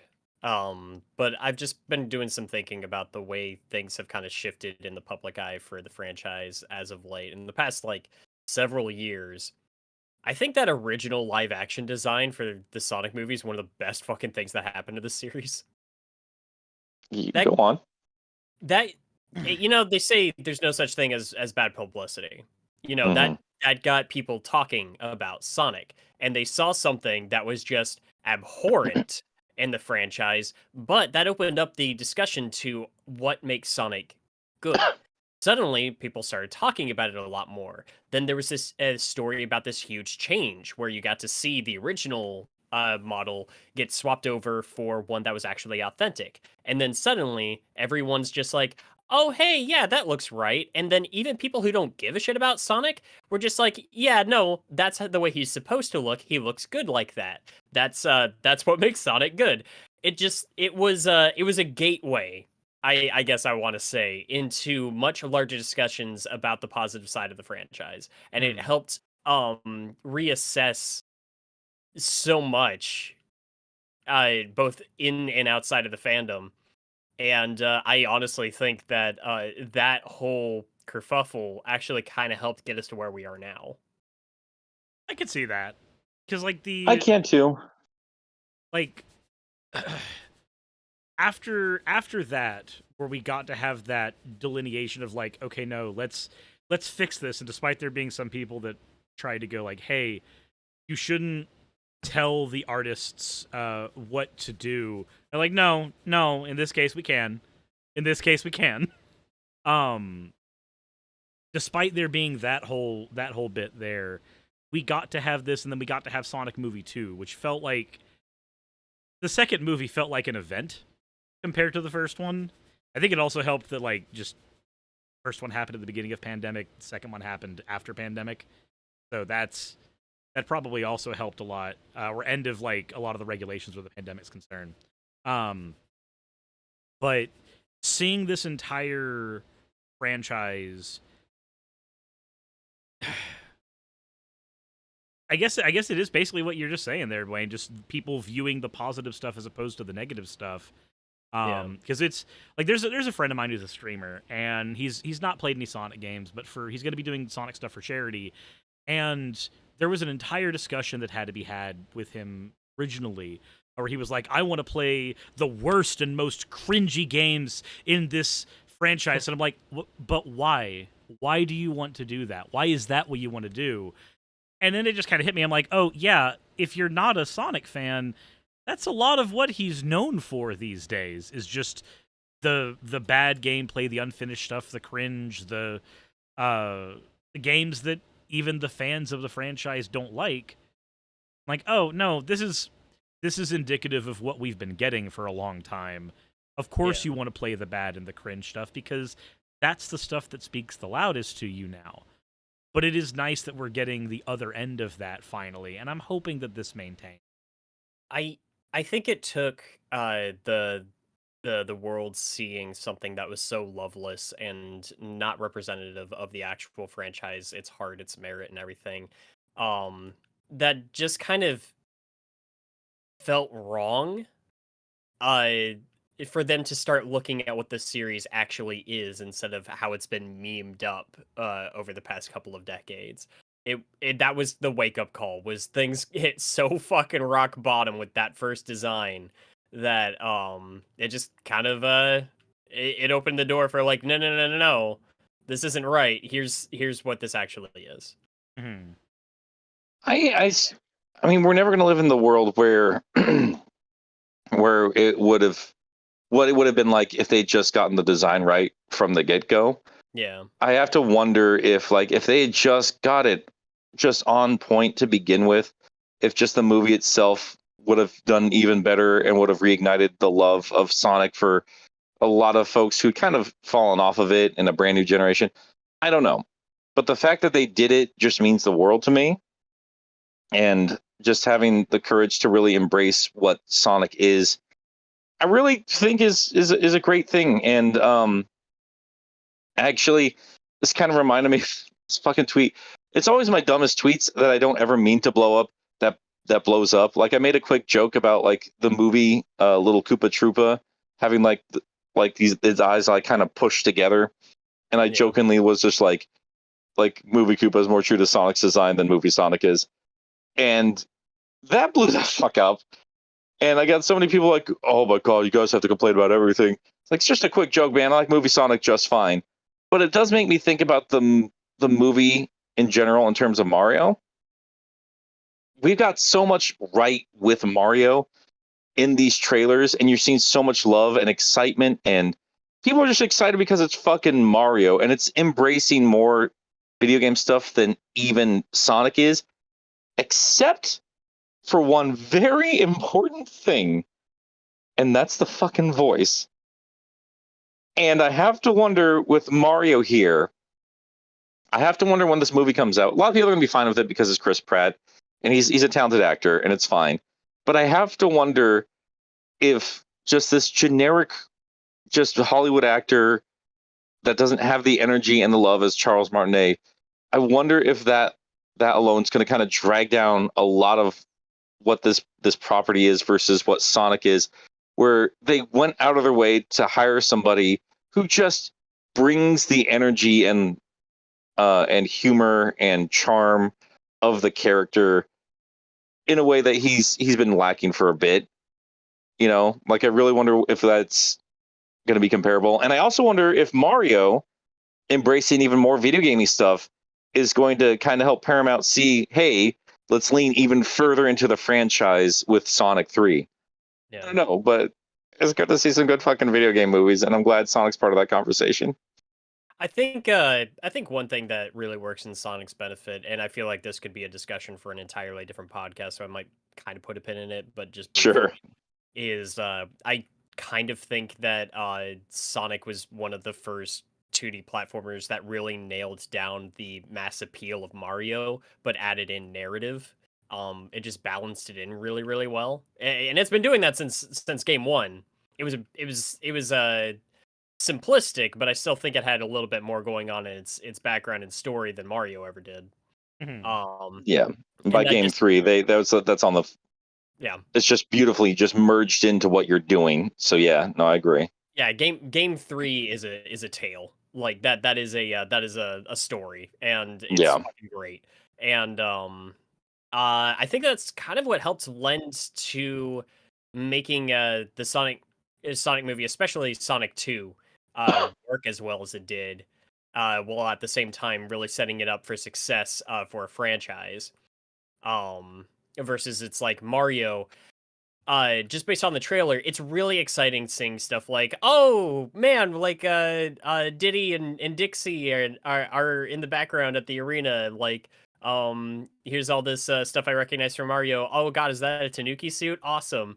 And I'm just like, that's cool and all, but like Mario doesn't have outside of like maybe the RPG games, not a lot of big stories to tell, and I don't know if they're gonna go down those narrative routes for that.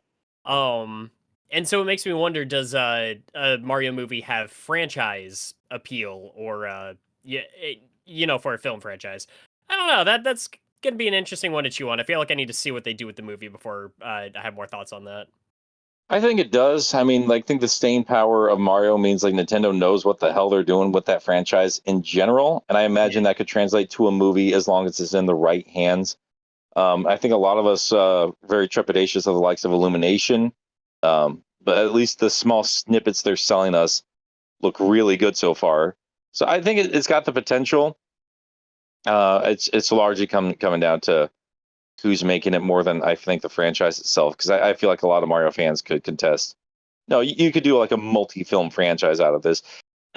What's inspiring to me about it, if we're going to bring it back to Sonic, is like, I think this is going to show us more and more, like, if they can push more money into the franchise in terms of games, and if the show does well, I'm excited to see what that is in a couple weeks. like maybe like we can move on from movie 3, and I kind of want to get rid of the humans. Like it would be kind of cool if like we have this big heartwarming send off between Sonic and Tom and all those guys where he's like, hey, I got to get back to my world. It needs my help. I'm going to go off on adventures. And then like we go from there, like fully CG Sonic. That could make sense in, you know, a real live action setting like it does with Tom and Maddie. But also like if you just had like the Green Hill and Angel Island and all that shit that we saw in the more CG-ish shit, Yeah. I think it could work in both worlds now. Like CG's just that good. It's like that was one thing I was just rolling my eyes with when people are like, "Well, one's made for live action, the other's made for cartoon." Like, guys. And that's like I've had the same thoughts about like ever since the Bumblebee movie came out, and Bumblebee. you see the fuck was that? No, it's the same with Wiki every time. Every time someone says Bumblebee, I go yeah. Bumblebee. Bumblebee, Optimus. Yeah. What? It's like ever since the beginning of that movie, I'm just like, Jesus fucking Christ, just make movies adapting the War for Cybertron games, please. Yep. Like, just set it on Cybertron. Just give me a war movie. Holy crap. Yeah. Also Paramount. Also Paramount. I wouldn't. I honestly like. I like the human characters in the Sonic movies. So I'm not like super against having them around more. But I will say that a part of the reason I enjoyed Sonic 2 more was it felt so Sonic-y in the way that it like just stayed focused on our Sonic characters going off on these adventures in different locations and stuff like that. And then, you know, it would cut to Wade making stupid, not funny jokes. You know, and I The like fucking wedding scene. fuck Wade. But I like the humans in Sonic stuff when they're very much side, like this is Sonic interacting in a world that is not his own, and he's trying to protect it as best he can. Like that's a Yeah. lot of what we got in Adventure 1 and 2. Like you can go through Adventure 1 without talking to any of the humans really. You just get insight by talking to them.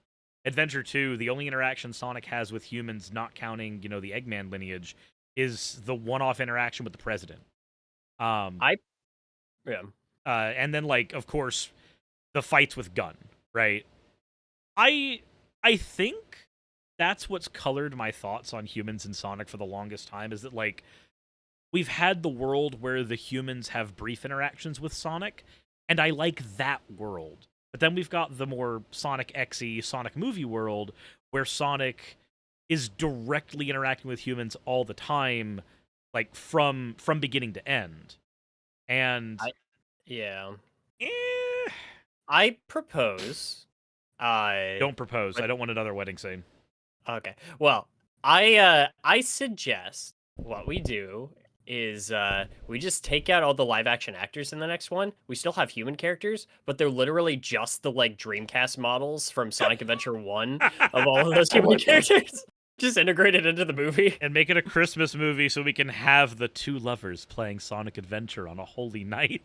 Exactly. Line just in the trailer or something. Well, that's kind of what makes them work in the games, right? It's just like there's still that clear, wacky video game-ness to them, right? My favorite times with Sonic and humans is when they're getting shot in the back of the fucking head. Hashtag cap that kid. God. No,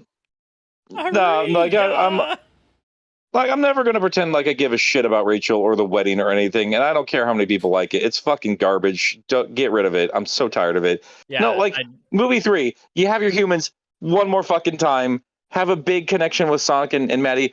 Have it be a story about Sonic growing up because he's going to be dealing with an enemy who he can't just hug it out with, and that's going to be cool. But like, if they could do anything more from there, like they've shown that he works in CG. Like that short is so fucking good. They just gotta go apocalypse with the next one, and Eggman just basically takes over the world and roboticizes all the humans. No, if we're gonna have Shadow, in. Our apocalypse needs to be from Black Doom. I thought you were gonna say the arc or something. Like actually have the arc be useful. Oh, but we should have. But wouldn't it be better if we have the arc fall apart in one level and then fully operational in another level with no Chaos Emeralds at all, but the Eclipse Cannon is still inexplicably fully powered and able to do things, but it also doesn't initiate the previously established destruction sequence of the arc? Don't you like the story of Shadow the Hedgehog, Wayne? It's Sonic Adventure 2, but worse. You sure remember that game better than I do. I just Better had than to. Shadow does. God damn it, Wayne! I just rewrote that entire game without Shadow. I have a 12,000 word script I need to voice. Oh, fair. I don't want to remember that game as well as I do. I don't. I did want to ask, boys. Was there anything else about Sonic Frontiers specifically we wanted to? I guess we did kind of get off the rails a little bit there. And that's how we stayed on Sonic track amazingly, so I'm proud of everyone here. We actually stayed on a fucking Sonic conversation. Oh god, my cough's really starting to kick in. I think we should probably move into Super Chat soon then. Well, the one big thing of the DLC we did not talk about, and I'm amazed we have not talked about, playable characters. Holy shit! We did talk about that. We touched on it briefly, yeah. Yeah, it was the where I made the Shantae comment, but like, there's a way I want this, and it's not that. Well, we've not talked once about like specifically Tails or Amy or Knuckles. Like nobody's freaking out about that. Like this game is made for Knuckles. Yeah, holy shit! I'm so fucking excited about Knuckles. Oh my god! I'm most excited to play as Amy because I want hammer parkour. I want my Sonic Advance Amy back. God. I mean, like again, like I hope the physics allow for that because I really, really miss the way you can kind of really navigate around with that hammer. Like it's such an ingenious way to incorporate her, I thought. And then they never really improved upon it or touched upon it or did anything else with it outside of like 2D games, which again, I was like, I have to admit, even back then, I was like really impressed she worked as well as she did in a more traditional Sonic setting. Yup. So I don't know, just the fact that they're bringing them back for something is so exciting. A lot of people in the comments did mention some concerns, and I don't blame them because like we don't know in what context they're going to be brought back. Like, are we going to get them in open world physics, or are we going to get them in the cyberspace stuff? I think. Problem. Oh, I didn't even think about that. That would really suck. That's what I was alluding to, Wayne. Oh. Yeah. Yeah. That's my concern. And it would be really cool to play these characters in the open world. It's I mean, it's free DLC. Like, how much money are they willing to put into, brand new mechanics? Or maybe there's stuff just unfinished on the table that they're going to get back to. I don't know. But I really hope we get to see some different things, because if it's just skins of Sonic, I'm going to be pretty bummed out. Yeah. It will get episode Shadow, but it's episode Amy, and Amy runs as fast as Sonic, does not use hammer, and by the way, she battles with her fists. It's actually just multiplayer mode. It could just be Sonic Adventure 2 battle, Amy. So just there. So the Amy that for some reason can activate her special powers with half the rings, and therefore breaks the entire multiplayer mode? Dude, that entire multiplayer is broken. I don't know what you're talking about. Yeah. It's a busted ass fucking multiplayer.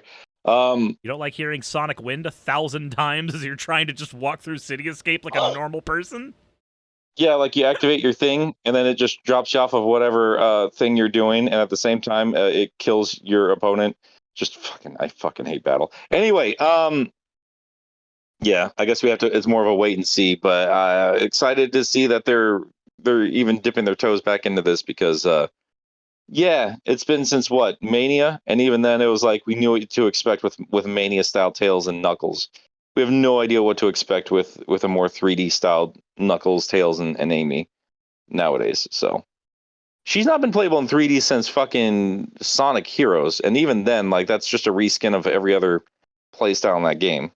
Yeah, I think the only character that really changes the way they operate significantly in Heroes is Espio. Yeah. Because he gets access to the shuriken and the stealth and is just Heroes is a weird. Even then, it's still the same fucking mechanics through and through throughout all Yeah. campaigns. Like a couple tweaks here and there. Like truly 3D Amy, like with her own unique mechanics, has only been seen in Adventure 1. And I mean, chat's noting there's a section for her in 06. But I forgot about that. Yeah, I forgot how she even plays there. Keep forgetting about the playable characters in 06. Yeah, regardless, I'm fucking excited to see these guys back. It's been way too long. But to make everybody in chat feel old, it's been 18. It hasn't been 18.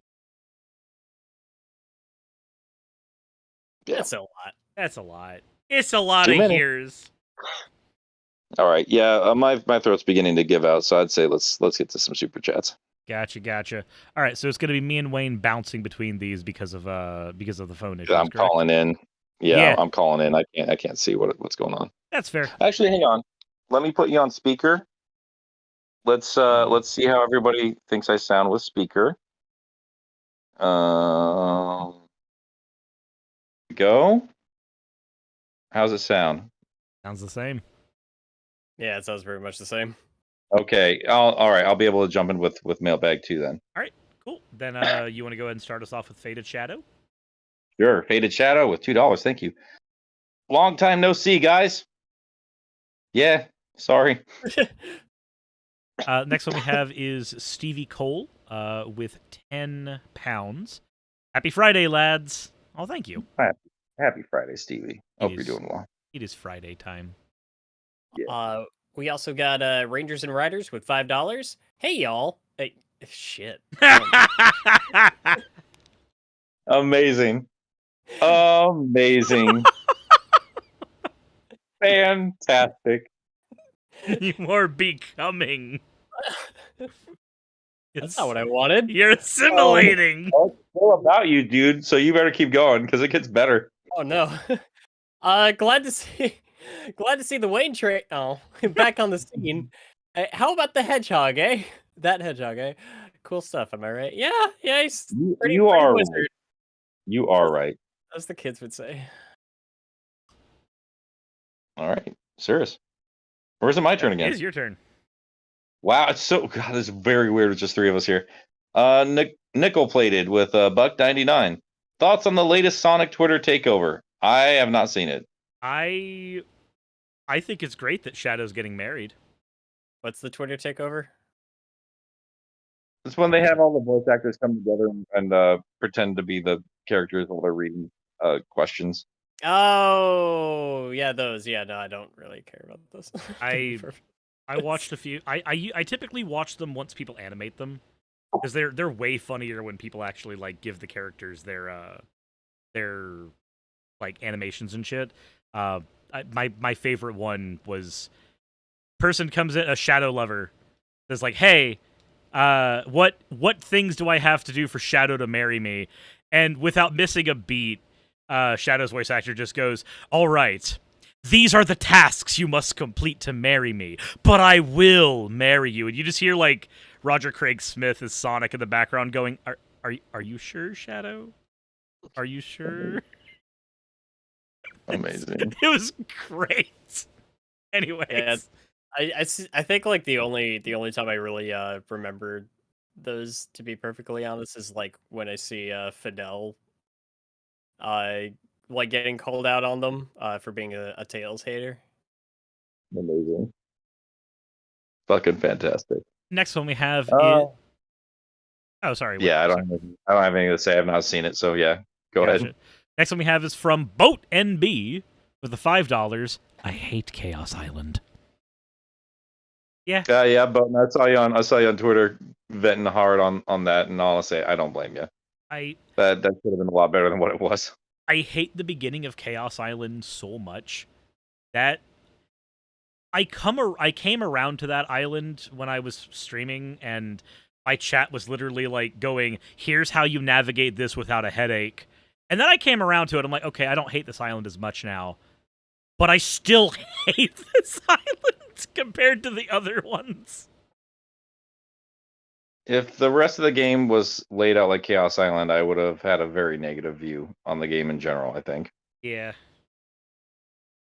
I don't like Chaos Island. There's good elements to it, don't get me wrong, but it's a jarring shift in terms of quality and layout compared to what you play prior to that point. It's the water temple of Sonic Frontiers. I'd still say design better than that. Down to having a very specific way it must be navigated in linear order, else you fail. Yeah. It is that in execution and philosophy to me. So yeah, the linearity kills that level. Blaine, do you have any more thoughts on Chaos Island? It's all right. There you go. You'll find your flight. I don't like that one as much as Breaking Through It All. I don't know why everybody likes that one so much. I think it's the middle part. Yeah. Anyway, whose turn is it? It's Wayne's. Oh, right. Okay. Yeah, we got Mr. Krabs with $4.99. I okay, fine. Arr, Wayne, just want to tell you that your Batman video was fantastic, and your content always helped me with my boredom at work or playing video game. Singular. I appreciate it. I liked that Batman video. I wish more people saw it. Oh my god. Who's Batman? I'm not letting that one go. Oh my god.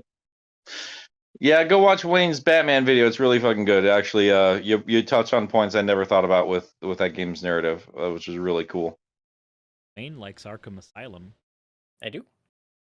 He should. It's a good fucking video game. Really good video game. So Wayne, when are you gonna get Gotham Knights to play with me in Pup? It's not connected to the Arkham universe, so I'm not contractually obligated to give a shit about it, which is good because I don't. It's actually kind of fun. Anyway, Channel Pup. The son of a bitch. 2 licks. Poopies. Good to have you back, buddy. Yeah. Such a wonderful tombstone. The next one we have is from Way Past Yule Kid. Thank you for the $4.99. Merry Kringle Jingle, boys! Nick, I too am vocally shot. Except for me, it was Mario trailer. I miss Pup already. America ain't the same without him. It's not. My world got a lot quieter. Well, I'm just having you guys over. it was a good time. I thought Marietta was a lot better than I expected. We're gonna wait to talk about it when we got Pup with us, but like, yeah, for being full of a lot of uncomfortable philosophy. Yeah, It's a pretty fun little town. Is that one of your more memorable pizza parlor experiences? Oh, buddy, we'll talk about it next week. Yep. Anyway. Next up, we've Suris, did you already go? Yes. You have Faded Shadow. Oh, okay. Faded Shadow, 11 with $10. The thing I hate is bad actors acting like we are happy with mediocrity. Like if Frontiers was mid, we would be okay. Have they even met a Sonic fan or played Forces? We've played mid. Yeah, yeah. It's I think people see any flaws whatsoever these days and they have to just jump into an extreme. Just kind of built up to a degree by people like us who like make our living off of criticizing games. But we try to be nuanced about it, and unfortunately on social media there's not a lot of room for that, and people don't try to make room for it either, so that's kind of what you get. Yeah, I keep mentioning that one Twitter comment where I just point out a thing. I think it's funny. I don't actually give an opinion one way or the other. And then like I'm seeing like all the quote tweets are like Sonic fans being dramatic or Sonic fans this or that and the other. Like, guys, you should be happy with anything. Like I didn't say any opinion on any of that. I just said a thing. Yep. I didn't say this is that good or bad or anything else. That said, though, I'm going to push back a little bit, though, because, like, again, I still think Frontiers, this is this fucking game, though, man. Like, I feel like I could play devil's advocate so easily. If like someone's like ripping it apart, you'd be like, no, there's a lot of good here. But someone's like, oh my god, this is like this is like game of the year. This is one of the greatest games ever. Like, calm it down. It's Let's reel it in here. I get that. It's kind of how I feel about Breath of the Wild, where I really, really love that game, but I could bitch about it for hours, and I have, and I will continue to do so. It's got a lot of fucking problems. Well, all that said, yeah, in terms of Frontiers, I do feel like I see a lot of Sonic fans are like, what's that meme of that dude who's like just losing his shit after winning a medal and like spraying like champagne in his face, and he's like in third place. Like the other two are just looking at him. I kind of feel like that's a lot of like, that's the best way I can describe a lot of Sonic fans with Frontiers. Was like, fuck yeah, he is like, we got a decent game. Like, yeah, let's keep going. We're not stopping here. Yeah, let's not ignore the problems. Obviously, But there's room to celebrate, but also want improvement later. But yeah, it's all balance. Anyway, I like Sonic. that's pretty cool. All right, is it my turn? I believe so. OzJamH with $10. Hey guys, hope you fellas doing good. But say movie Sonic had Roger voice acting him at first. Do you think it would be jarring because of the personality of movie Sonic, or would it be just fine? I don't think it would work at all. It wouldn't work with the way that version of that character is written. Yeah, no. Roger feels like seasoned Sonic. His voice yields itself to an older, more long-standing character he's been through some shit. He's tired. Like the way he says shit in Forces, where he's just like, yeah, that's cool, but I got a job to do. Like Roger is great for that kind of Sonic, but Roger as a young Sonic who is just coming into his own, I don't like his voice for that. He sounds too mature for it. Literally. Yeah, and I understand why a lot of people had issue with Roger specifically, but it is nice that we got somebody who's writing specifically for Roger, because now IDW is a companion piece to Frontiers. It really does kind of help emphasize a lot of what he's going for personality-wise with these characters, and I think especially Sonic. So while he works just fine as Frontier Sonic, who has been through 30 years of adventures, even if it's not timeline-wise technically 30 years, he's been through a lot of shit.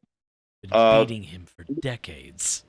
Yeah, movie Sonic's a kid, and that'd be a little bit weird. And we've heard it be weird with Pontiac and Graf trying to do like a more lighthearted, cartoony Sonic with Roger's voice. Yeah. All right. Punished. God's sake. Okay, next one is from Faded Shadow 11. Thank you for the $5. I think they are going to tie Shadow to the aunt. Her husband will be a gun agent, so he can watch Shadow, and JoJo would be the Amy from SA2.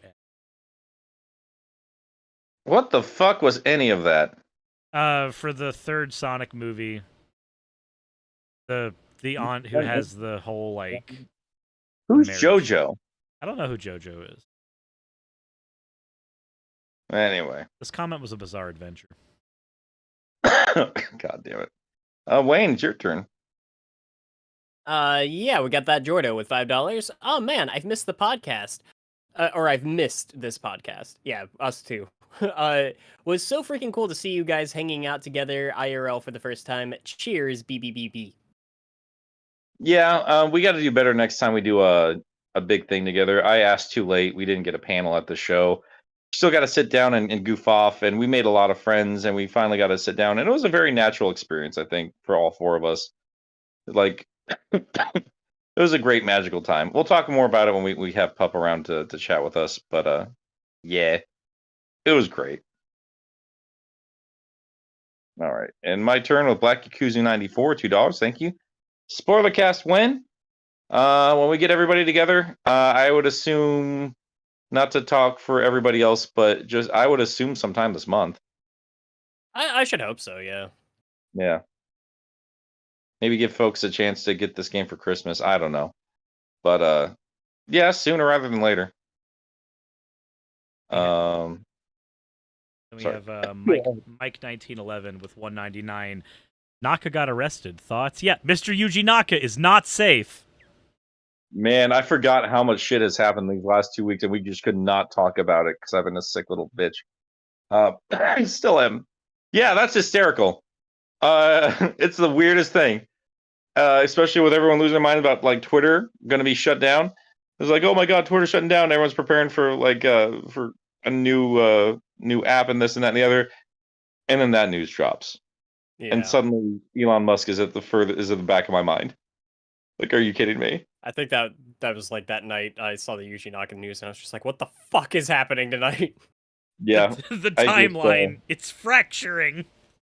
That was very much that's enough internet for the day kind of a situation. Just too weird. We got a new Sonic game that's way better than what we've been getting for years, and then Yuji Naka goes to jail. It's a sign. It's very weird. It's a wild, wild time. Wild time. Yeah, I don't know. I don't know the guy personally. I think it's weird, and see how that plays out.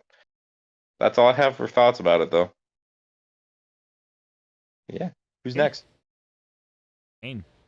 Yeah. Mr. SP. 1202? Yeah. Yeah. We got Mr. SP with 1202. I'm excited to see a new playable playables. Why can I not read? I'm excited to see new playable characters in the DLC pipeline. Especially Knuckles. I would love to have Knuckles maneuvering around Ares Island. It feels like his kind of level. Yeah, we've been definitely saying that like since we first got our hands on the game. Is like, God, Knuckles would be perfect for this. I love Ares. Yeah, I would say though, like Island 5 though. I mean, unless he's got some decent traversal on ground, like there's not gonna be a lot of space for him to glide and shit. Yeah. Guess we'll see what they decide to do with these characters though. But yeah, I really want to see Knuckles. But yeah, OzJam H with $20. Thank you so much. So Sonic Team was interviewed in a live stream on the, well, I'm just gonna say JAPYT channel. OzJam, just gonna let you know that's probably not a shortening you want to say out loud. And it brings a lot of interesting info saying how they were on time constraint. Funny thing that interested me was that it took 5 years to make Giganto. Is that true? Did that take that long to just get that dude made? How? I don't see how that. So I could see the idea of the Titan fights taking 5 years to like crystallize completely. But taking 5 years to make Giganto, does that mean 5 years to program the fight, 5 years to make the model, 5 years to rig him? Like, what does 5 years to make Giganto mean? That's a... Because that was the most basic out of all the fights. Yeah. They got some cool fights in there, and again, overall, I'm more happy with Frontiers than I am not. I'm still going to be blunt, though, and I still have this in one of my outlines. I would like to know what has happened this past half decade, because I don't understand how it took 5 years to make this outside of like COVID really hitting Sonic Team. I really don't. Like this is not a game that took 5 years to make. This looks like it took them like a year and a half to get done what they could get done. Yeah. So I don't know. I'm not gonna pretend like I'm huge into game development. I'm just comparing other projects from other dev teams and what they can accomplish in that time. And I know like there are going to be a lot of outside factors I'm not aware of. So I'm very curious to know the behind the scenes for this game specifically. And that said, I am excited to see if they have the confidence and they've got the budget and they got the staff. I think they could push out something even better in less time, especially around the time movie 3 comes out. I'm sure Matt McMuscles is going to have an interesting video about this at some point. I'm sure he will, yeah. That said, the next one we have is from Channel Pup Guy. Thank you very much for the 5 fake monies. Like I said to Dustin, who we love, Frontiers may not be the highest quality experience of the year, but there's a good chance that it may be the most fun. Well said. Yeah, I could see that. All right. I think it's going to be wrestling with Pokemon Scarlet and Violet for low quality but fun adventure. I think Sonic's gonna win just sheerly because Pokemon. There's no excuse. Zero. The backlash for Pokemon was so much heavier than anything I saw for Sonic. That was Because it's the crazy. biggest franchise on the planet. There's zero excuse for the way it is. I played a little bit of it with Dustin, who he's talking about in the comment here. It's I mean, me and Pup can tell you, it's a fucking mess, man. It's a complete. Well, I'm sure, Suris, you've played it. I have not played it yet, because I have to wait till I can afford 2 copies of it.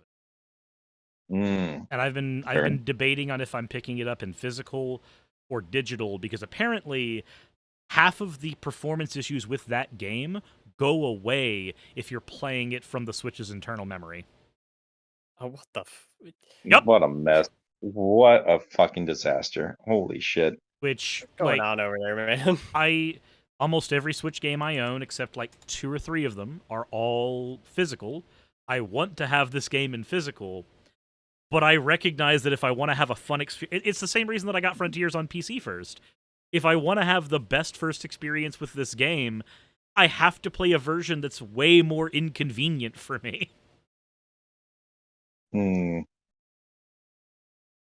Yeah, let's I'm gonna wait till they get some updates out. Like Sonic is like, I don't know, it's a little bit more excusable because we just, the state of the franchise in general, and we know it doesn't make as much money as it used to, and obviously I'm just a little bit more invested in Sonic in general, but like Pokemon is huge. It has been huge, remains huge. It's, while not completely wholly owned by Nintendo, it is still a Nintendo property made for one specific platform. Like, just the warning signs have been on the, I don't know, the warning signs have been there for years now, and they've been getting worse and worse and worse about putting unfinished shit out there, and like this needs to be the breaking point. You know what had a rough transition into 3D? Fucking Pokemon. Yeah. You're damn right. You're damn right. Holy shit. I think the last time that they just fucking nailed a game was like Black and White. Probably. Yeah. I thought X and Y are better than people give it credit for. Yeah, they're just kind of dull. I guess. Bad. They're just a little basic. But then again, it's Pokemon, so X and Y is like the beginning of every problem that I have in Sword and Shield. It's the start of all of the issues for me. It was funny because I was talking to a coworker and he was like, so the first mod people made for Pokemon Scarlet and Violet was actually taking Ed Sheeran's name out of the credits. And I said, why the hell would they do that? Like, what did he do? And he just said, because he's basic, I guess. And I said, Pokemon fans aren't allowed to complain about people being basic. No. Goddamn. Well done. Holy cow. Oh man. Well, let's stop shit talking Pokemon. Let's carry on with No. I like Pokemon, by the way. No, I'm okay. I'm okay shit talking one of my favorite franchises. I'm a Sonic fan after all. Bazinga. All right. Who did the last one? I think it's on me now. Mr. Krabs with $4.99. Naka being arrested, I'm assuming. Naka, don't worry, I got this. City escape music play while Naka run away from the cop. I think that was like the first meme that started circulating. Yep. Yeah. Sure do seem a lot of police around when you don't need them. That's so fucking good.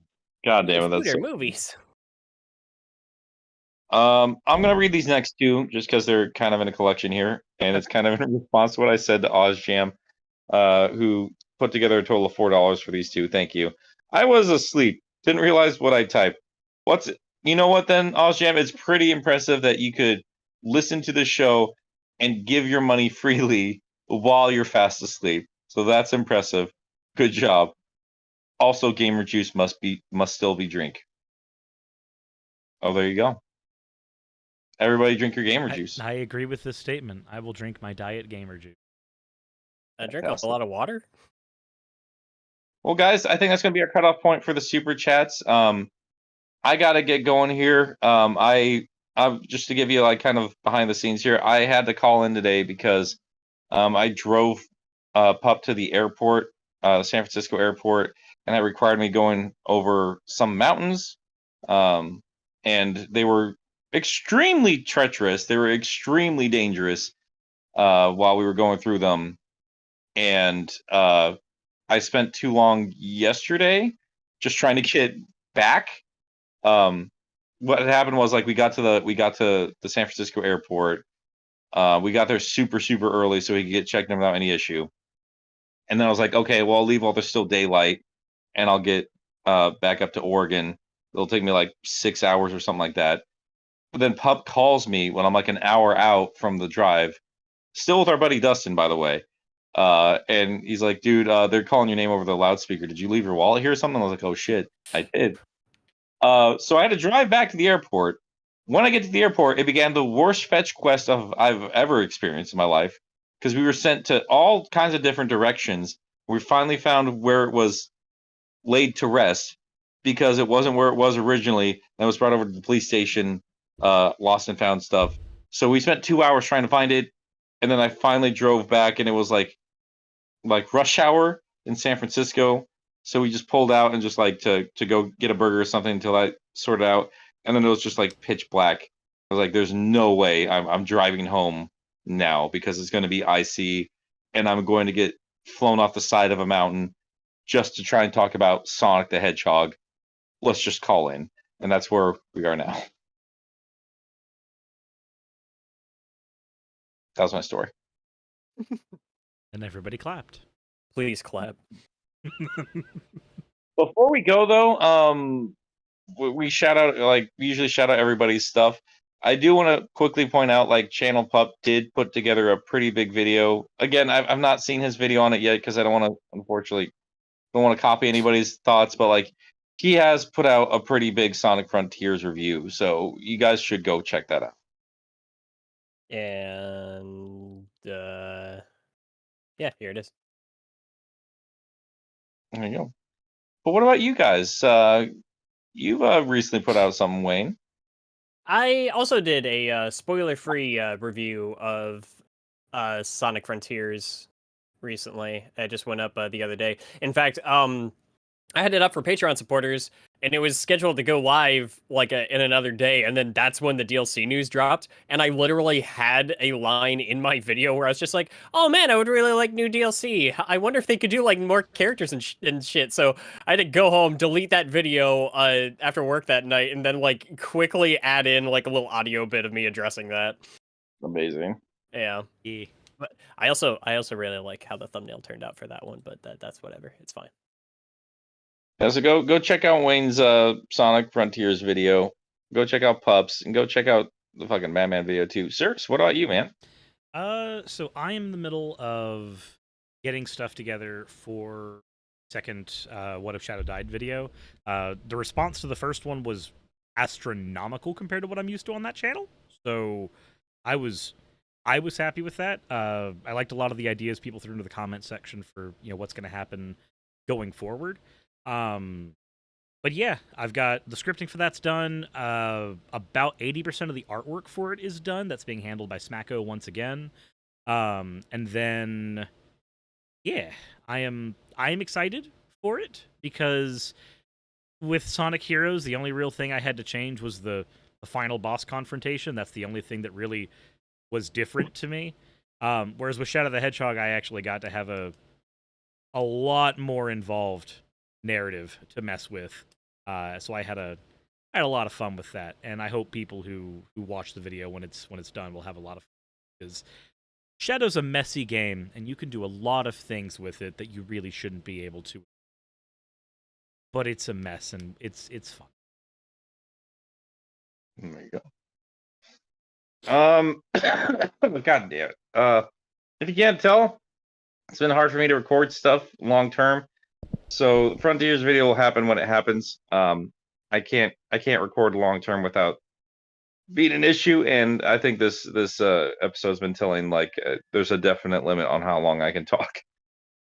So right now I've got some shorter videos, some short Sonic speed readings that just went up.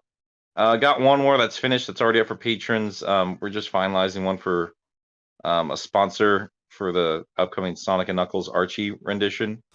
And yeah, I'm gonna give you guys a forewarning now. I apologize if you don't like sponsors, because I got hospital bills that are finally starting to roll in. So yeah, I'm taking on more sponsors, and that's just how it is. That's got to live my life, and I don't want to be choking on debt. So that means more videos for you. How fucking dare you treat your job like a job? Yeah. Don't you ever get money. People about it. Like, oh my god, you got another sponsor? Like, yeah, bitch. Yeah. That's keeping the lights on. It's getting more free content for you. You can deal with it. I'm just being the defensive baby. But yeah, guys, that's all I can do. I'll let one of you boys take us out of here. All right. Well, thank you guys so much for joining us. We will be all here together again. Hopefully next week. We should have the full crew. I would hope. I think. Yeah. And yeah. Oh God. You know who else is dead? The skeleton. Where the fuck is he? Yeah. He's gone. He's gone. He's not. Oh God. Yeah. Oh God. Maybe we're that's basically safe. That's where Pup is. Pup is getting skeleton back. Yeah, that. The real show is the skeleton we made along the way. Guys. Yeah. I don't think we're as safe as we thought we were. What? God. Did you bring the skeleton? You mad bitch. You mad bitch. And the show, I can't speak no more. You dumb. Oh, I hate you all.